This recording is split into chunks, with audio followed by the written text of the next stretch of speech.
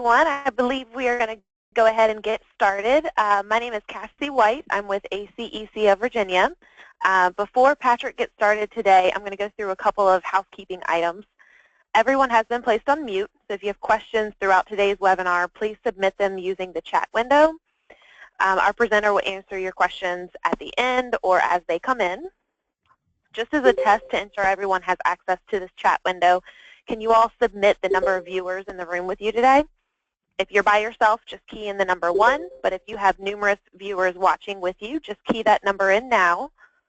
We're going to pause for just a second to ensure everyone has access to that chat window.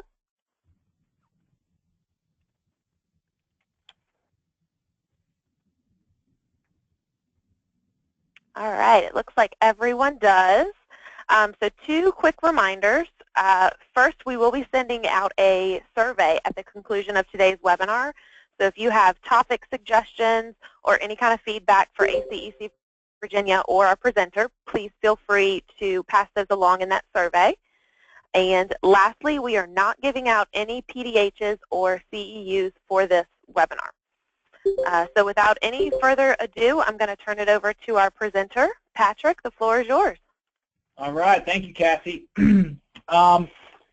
Thanks for having me. I'm going to be giving an update on what's coming in 2017.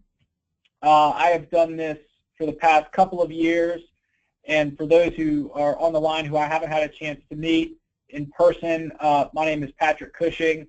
I am a partner at Williams Mullen, and I have been representing the American Council of Engineering Companies for the past 5 years here, but I also work with Reggie Jones, who many of you know and has represented ACEC for, I believe, the past 20 to 25 years. So we've got a long history with ACEC and enjoy the representation and keeping an eye on things that are important to the engineering community. So in this webinar, I'm going to cover a little bit of the basics on the legislative session that's coming up and the timeline associated with that session. I'm going to talk about some of the big budget issues that are coming down from the General Assembly and the administration. Then I'm going to talk about some legislation that I think might impact the engineering community directly. And then I've got time for questions at the end, but I talked with Cassie ahead of time, and she is monitoring the chat window. So at any time during this webinar, if you have any questions, they could be general or they could be specific.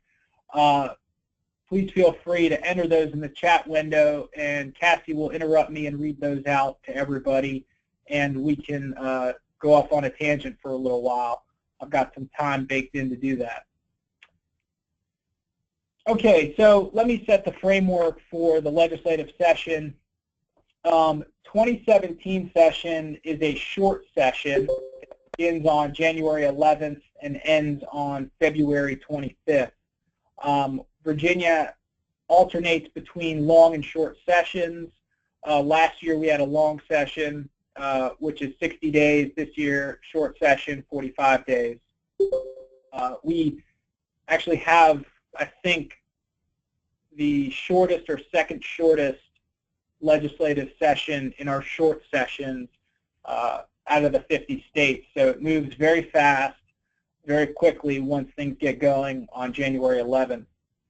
To date, about 150 bills have already been filed.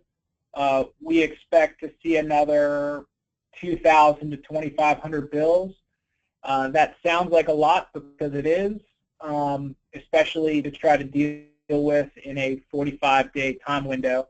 And I expect we'll probably be closer to an additional 2,500 bills that are introduced.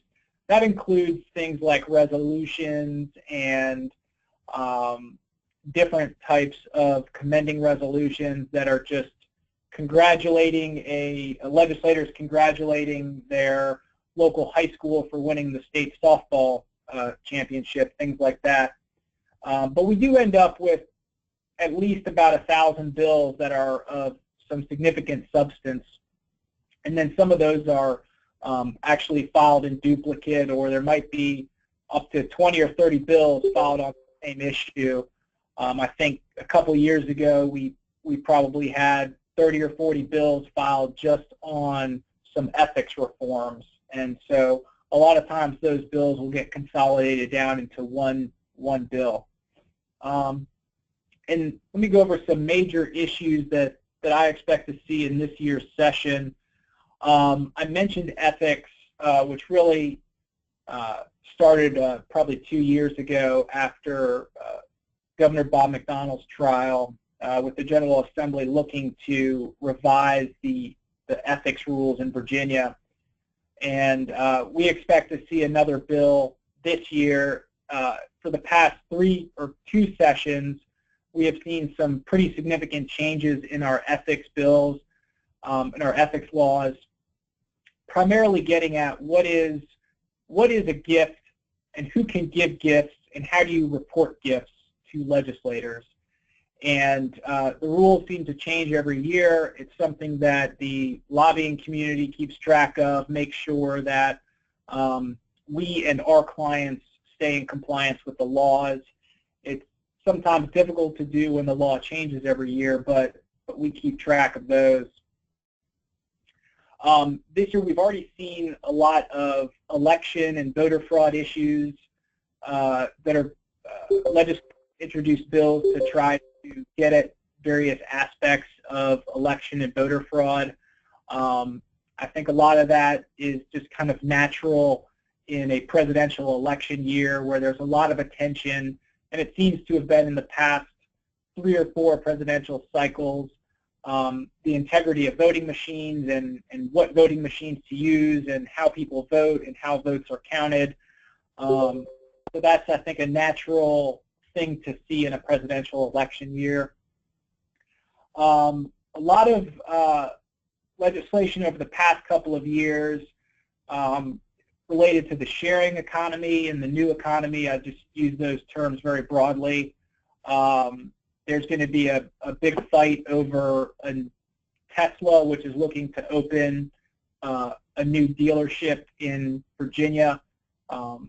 Typically, car dealers or car manufacturers are required to use a franchise system of car dealerships that are independently owned from the manufacturers, and Tesla is seeking an exception to that. Airbnb, for those who have used that, a temporary lodging application that connects homeowners to people looking for short-term stays. And then some continued updates on transportation network companies. Those are the companies like Uber and Lyft that transport people, but there's also an expanded role for those companies, some looking to transport property. And so these types of issues have been really hot-button issues over the past couple of years in the General Assembly, and that will probably continue this year. Another issue, and some of these are related to the engineering community and some not so much, so I'm just giving a broad overview at this point. But there's been a lot of attention, and probably one of the bigger issues that's going to be dealt with this session is economic development, the structure of economic development in Virginia, and the funding that's associated with economic development. There's been a significant back and forth between the governor and the General Assembly and what each envisions the proper role for the other body in economic development. For those who read the headlines in the newspaper about the governor, you know, the legacy that he wants to leave is that he is the governor that brought more money and more jobs to Virginia than any other governor, and he's already done that. But I would say that the General Assembly has been somewhat critical of some of those deals that the governor has struck, actually both in this administration and in prior administrations. And there have been some pretty significant deals that have failed to come to fruition despite receiving some state support, some state money. And that has brought about the governor announcing this week that he is introducing a bill to restructure the primary economic development agency in Virginia, which is the Virginia Economic Development Partnership, which is in most respects a relatively independent agency within the state. The governor is going to pull that in closer to the administration so that future governors will have more control and oversight over the economic development activities of that agency. The Republican-controlled General Assembly doesn't think that that goes far enough, and they will probably have some initiatives of their own that seek to restructure economic development, restructure the Economic Development Agency.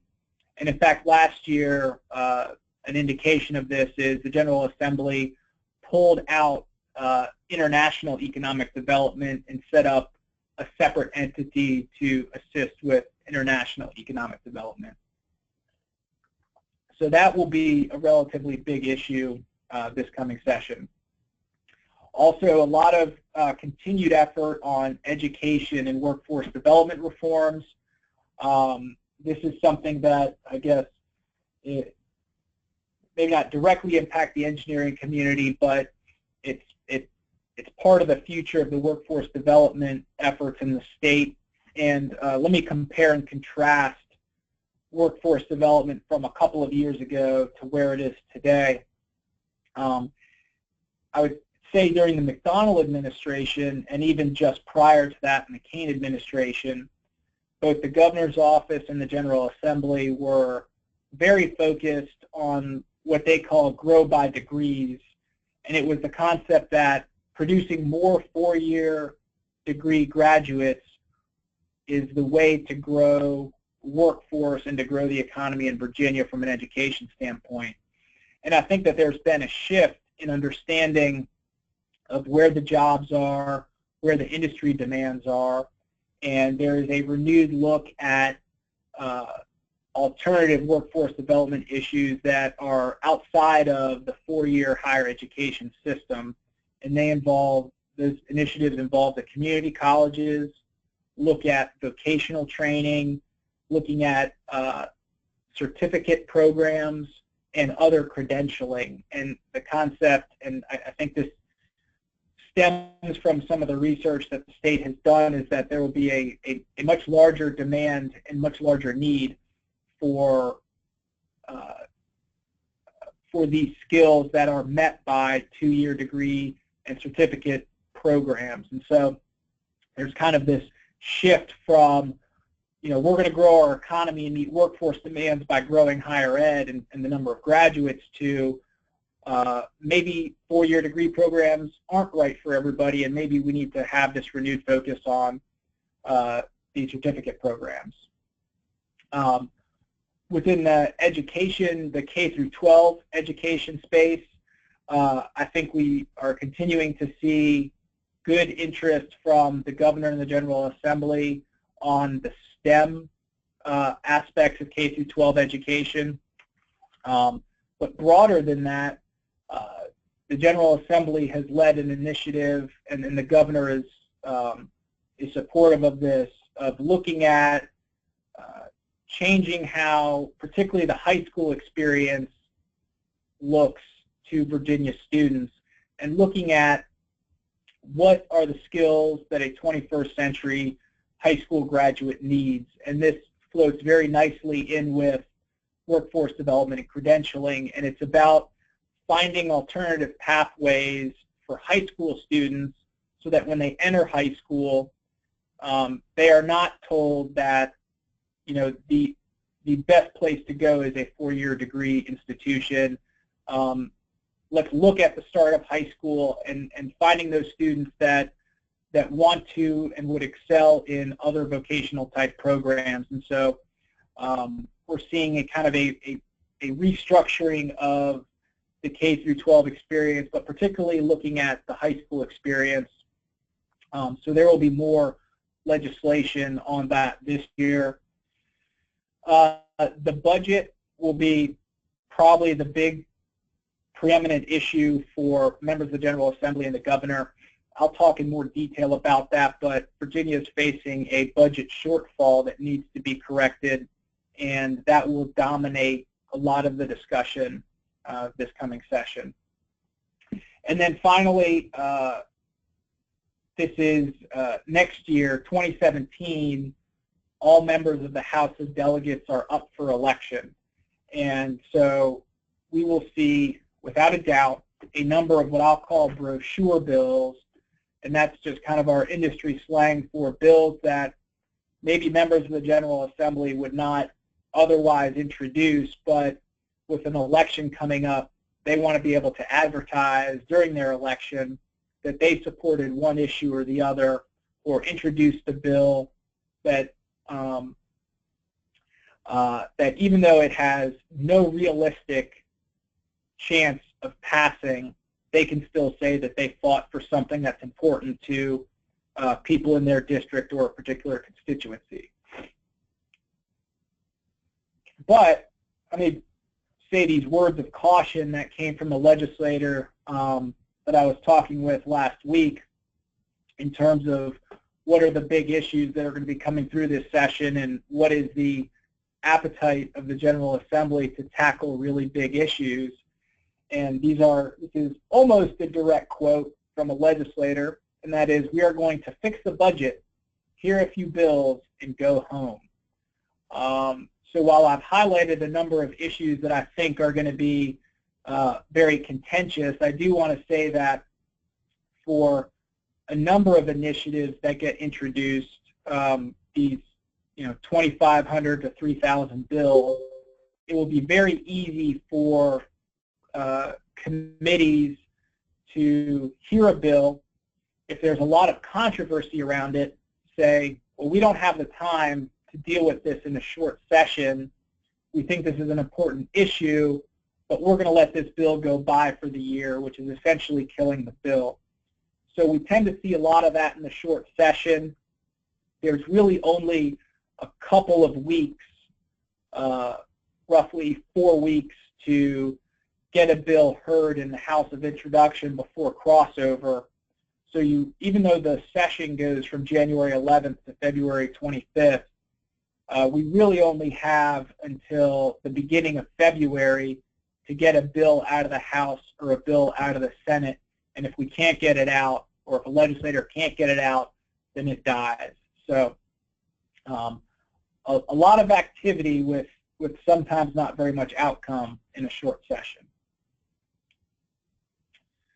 So I mentioned the budget's going to be probably the biggest issue of discussion this year. Let me give you a quick overview of where we are. Virginia operates on a 2-year budget cycle, a biennial budget, and our fiscal biennial budget runs from July 1, 2016, or our first fiscal year in this cycle runs from July 1, 2016 to June 30, 2017. So we are actually in the middle of a fiscal year. In this coming session, we will be amending the current fiscal year budget and the next fiscal year budget. And we will have an idea of what that looks like on Friday. The governor is responsible for introducing budget amendments to balance our budget, and that's introduced on the 16th. But that is the last time that the governor will touch the budget until the General Assembly adjourns. So there's really, you have the governor doing all of the groundwork to present a balanced budget to the General Assembly, and then that bill, those series of amendments, are introduced in the House and the Senate.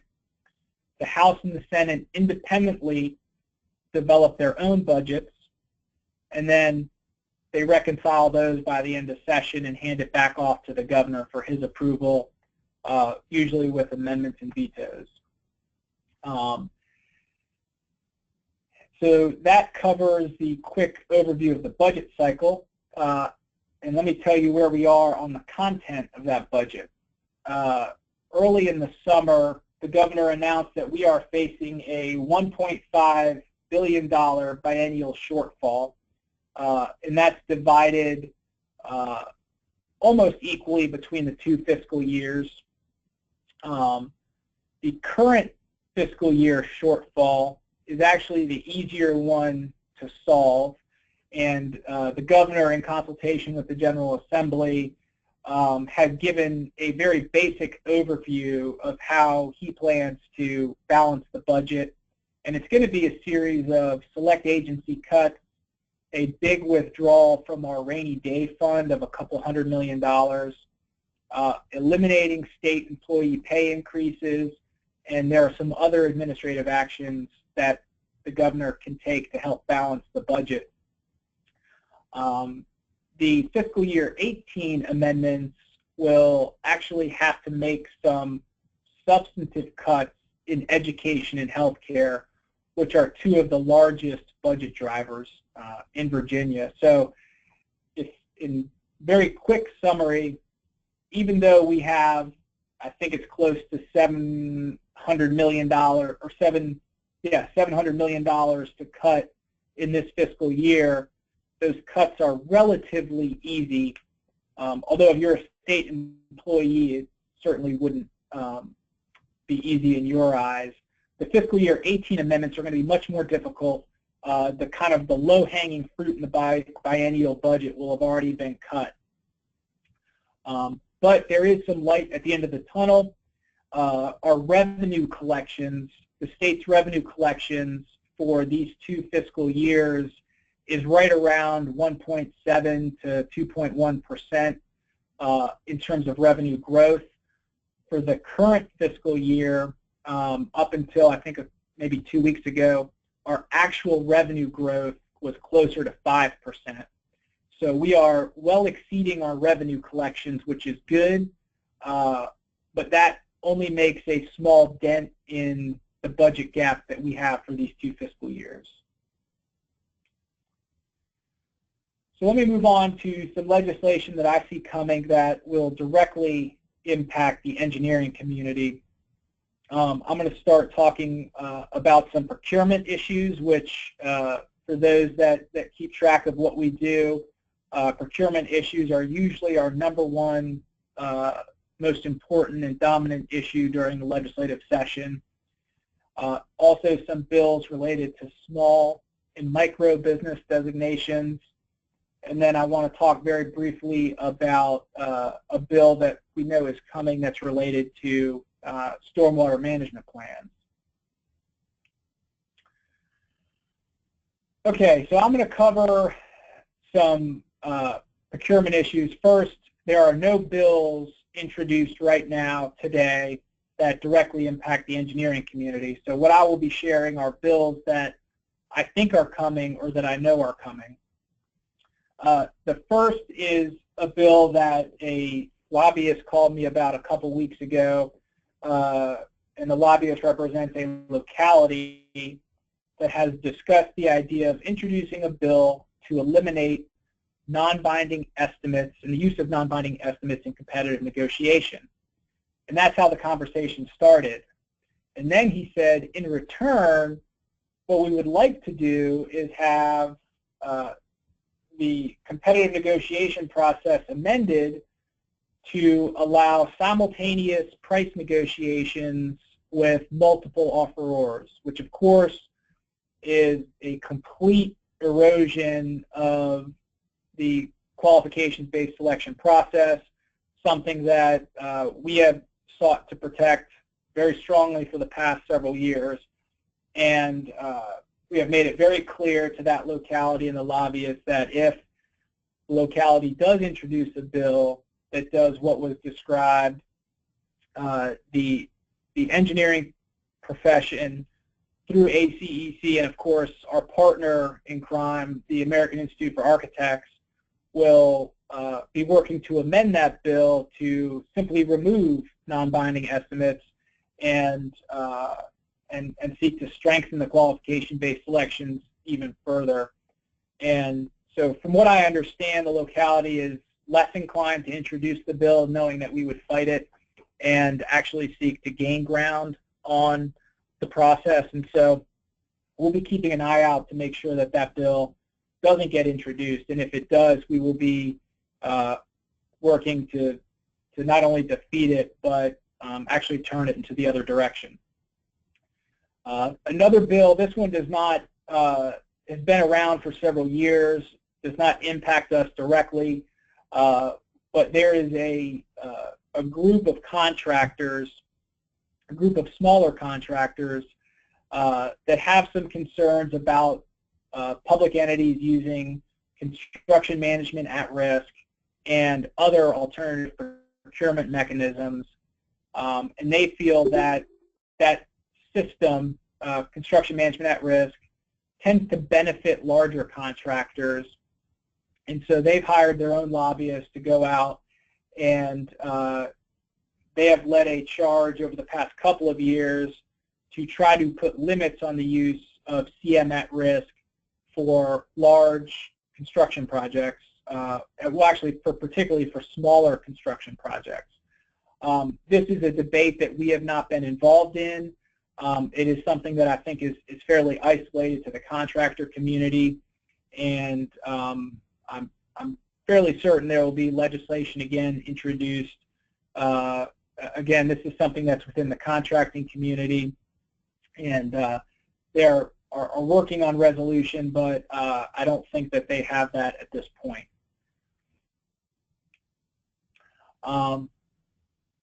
Related to procurement, but a little different, is issues around small and micro business. During the past couple of years, there's been an effort to look at the definition. Let me start first with the small business definition.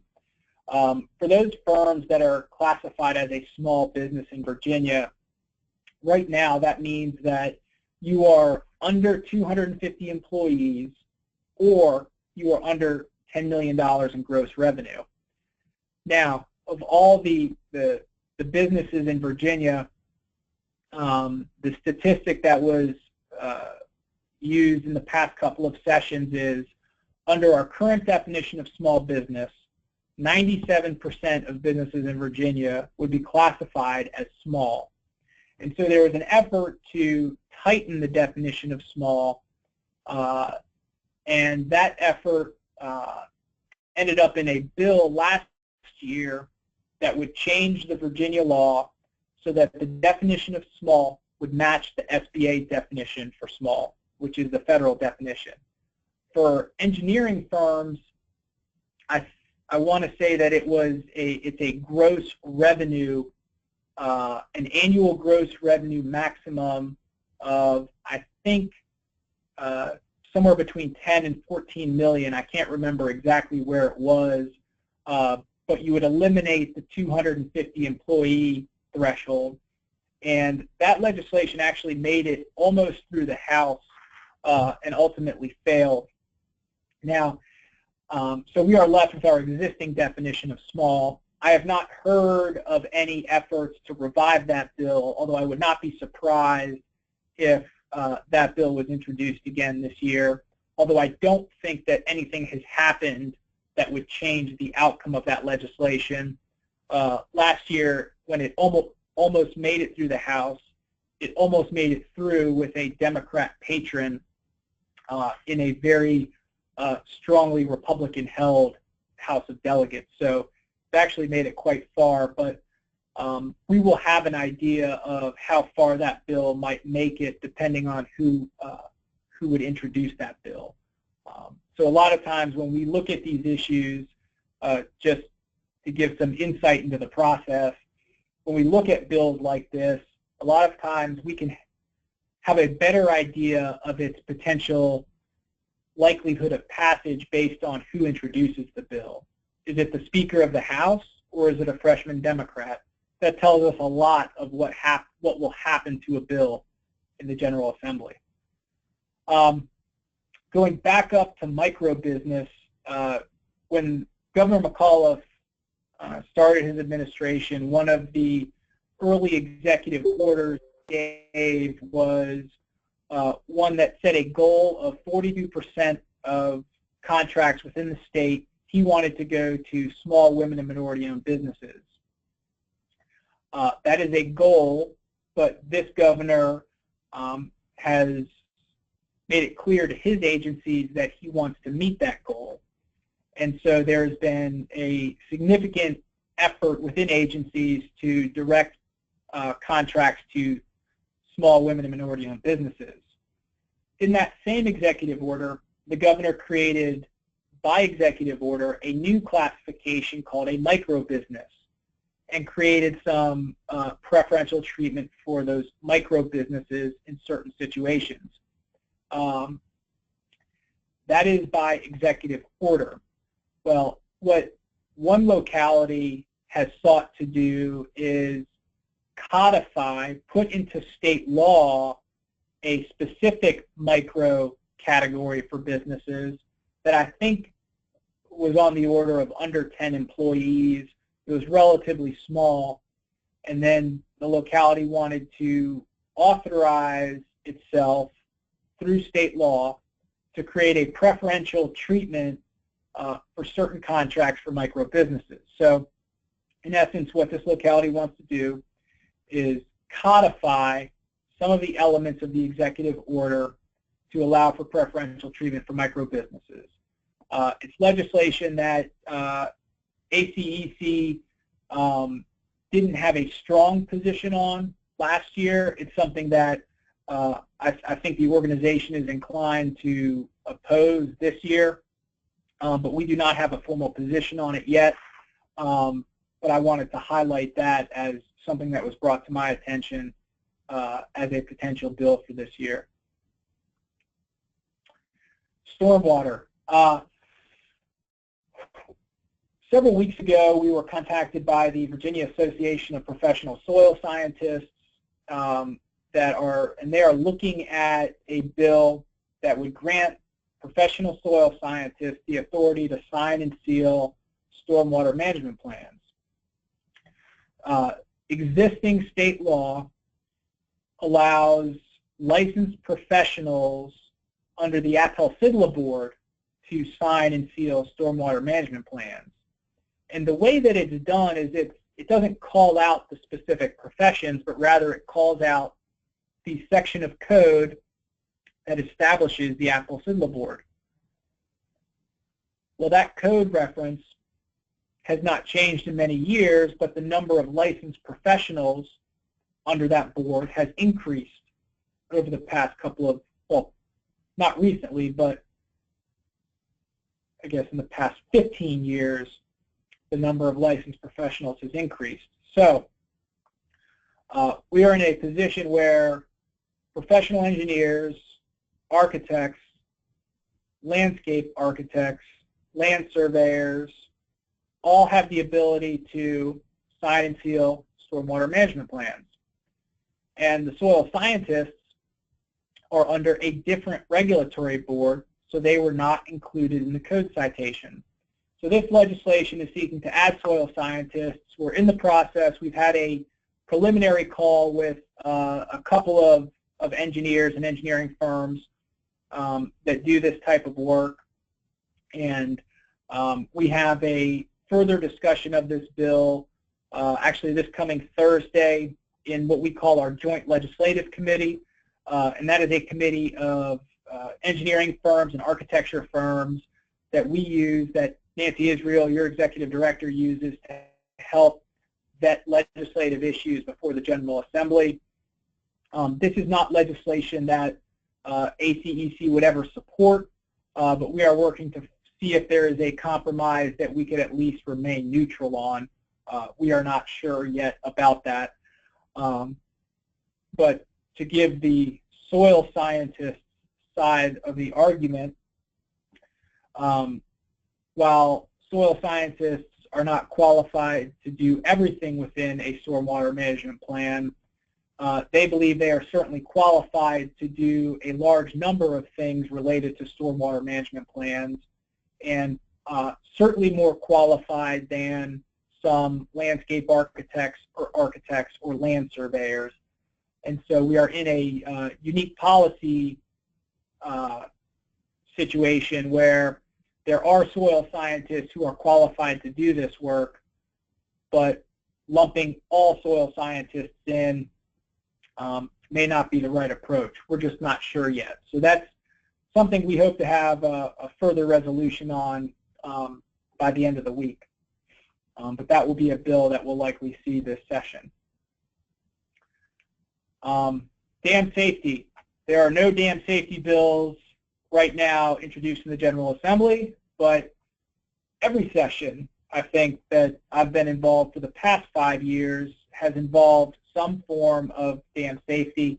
And I know there are not as many firms that work on dam issues, but if you recall from several years ago, there was a revision to the regulations related to stormwater calculations and rainfall events, and there are a large number of non-compliant dams in Virginia.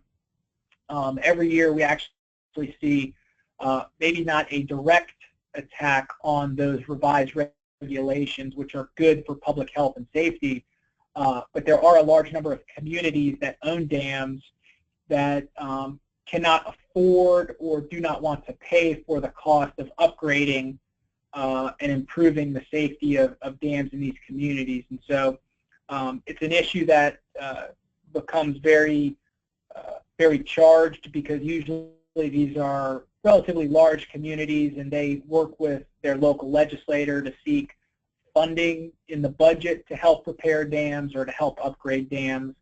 And so that's an issue that we'll be monitoring and making sure that those firms that look at and do work in the dam space are aware of anything that's going on.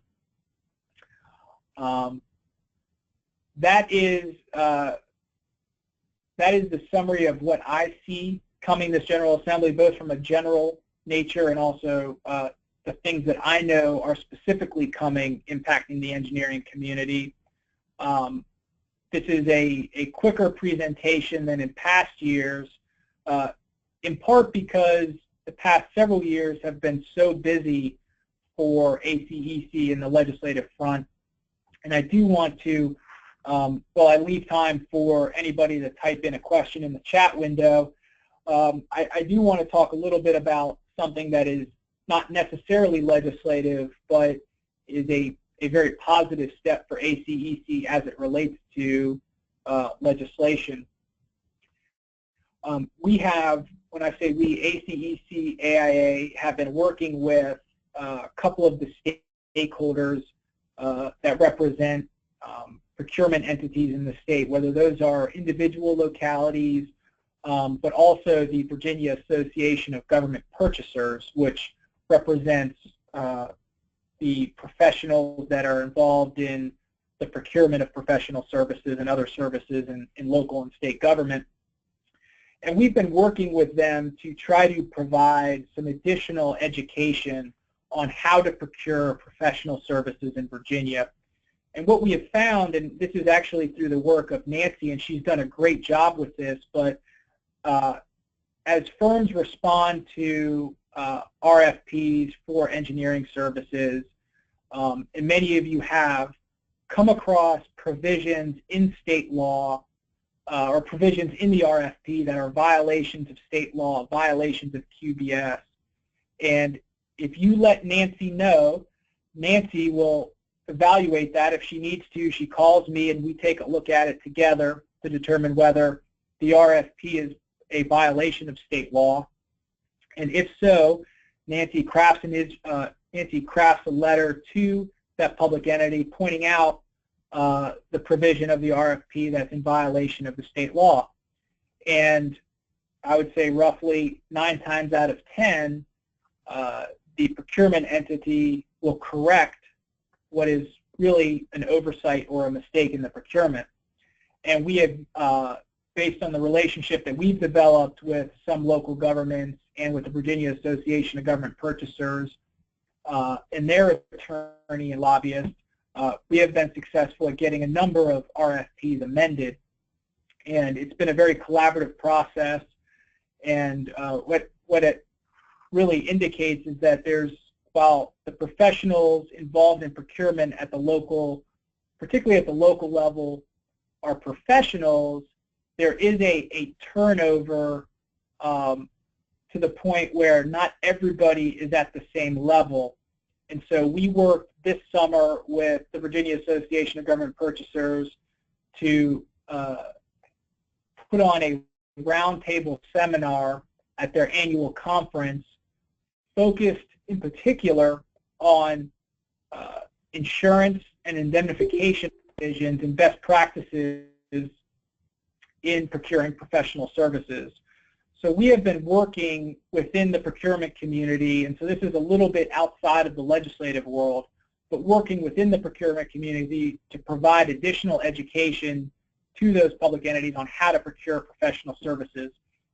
And so in doing that, we have, I would say, a handshake agreement with a number of entities to lay low on amendments to the Procurement Act for this year. And so that's another driver that has led to what I hope is a less busy session for the procurement of professional services and changes within competitive negotiation. So I thought it was good to provide that quick update on something that we are doing that is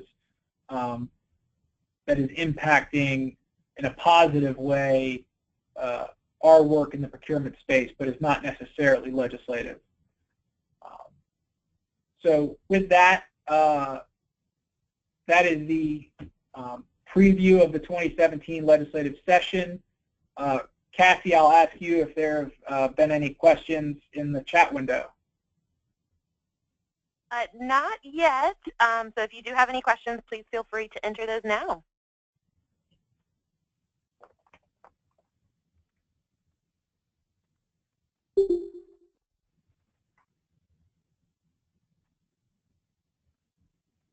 And just as a reminder, we are sending out a webinar following this, not a webinar, a survey following this presentation. So if you do have any suggestions or feedback for us, we'd really appreciate that. You can answer that during this time. We are also recording today's webinar, so if you need to rewatch it or if you have any other questions at a later time, this will be available on our website for you. So we're just going to pause for just a moment to get allow everyone to get their thoughts in order, and if you have any questions, you can submit those.